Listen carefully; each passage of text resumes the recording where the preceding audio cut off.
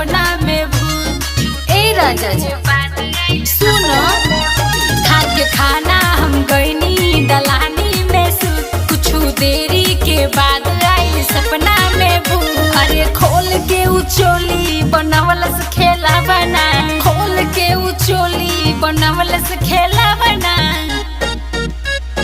कैलस उतंग, कैलस उतंग उलट पलट के बिछावना। कैलस उतंग उलट पलट के बिछावना। सुना गइल धनिया तू रहलू दलानी में सूत। आइल रतिया में हमना के सपना में भूत। गइल धनिया तू रहलू दलानी में सूत। आइल रतिया में हमना के सपना में भूत। अरे खोल के हम चोली बनवली खेलावना, खोल के हम चोली बनवली खेलावना। कैली हम तंग, कैली हम तंग उलट पलट के बिछौना। कैली हम तंग उलट पलट के बिछौना।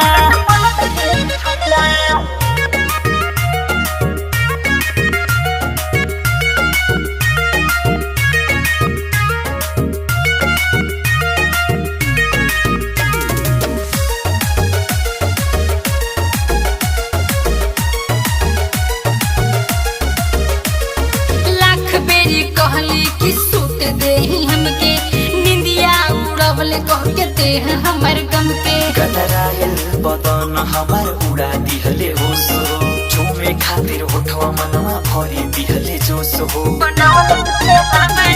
लाख बेरी कहली कि सूत दे हमके, निंदिया उड़वले कह के दे हमर गम के। गदरायल बदन हमार उड़ा दिहले होश हो। झूमे खातिर होठवा मनवा भरी दिहले जोश हो।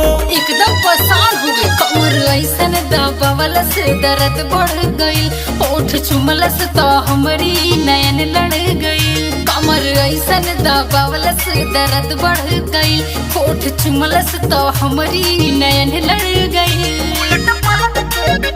अरे खोल के उचोली बनावल से खेला बना, खोल के उचोली बनावल से खेला बना।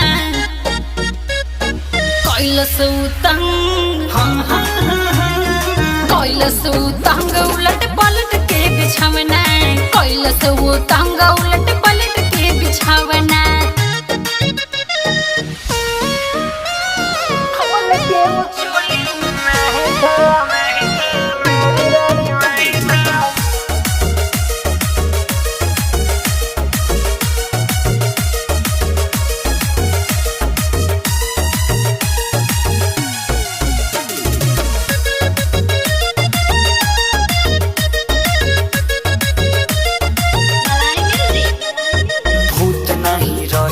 भरम रहल तोहरा। सुते देही लगे रानी जन निकालो बहरा। साच कहतानी अब करब नाही तंग हो। एक बार रतिया चला हिले दा पलंग हो। अरे भूत नाही रहे वो भरम रहल तोहरा। सुते देही लगे रानी जन निकालो बहरा। साच कहतानी अब करब नाही तंग हो। एक बार रतिया चला हिले दा पलंग हो। हवे तबीयत खराब चाहे चढ़ल बुखार। देवरा विजय के बोलाते हब दबात ही कपार। बड़े 4 दिन के जिंदगी आवा लूटा बा। आवायंस भी सटा हवे तोहरे भटा। अरे खोल के हम चोली बनवली खेलावना, खोल के हम चोली बनवली खेलावना। कैली हम तंग, कैली हम तंग उलट पलट के बिछौना। कैली हम तंग उलट पलट के बिछौना। कैलस तंग उलट पलट के बिछावना। कैलस तंग उलट पलट के बिछावना। बड़ा जुलुम कैला, अब तो मान जाए।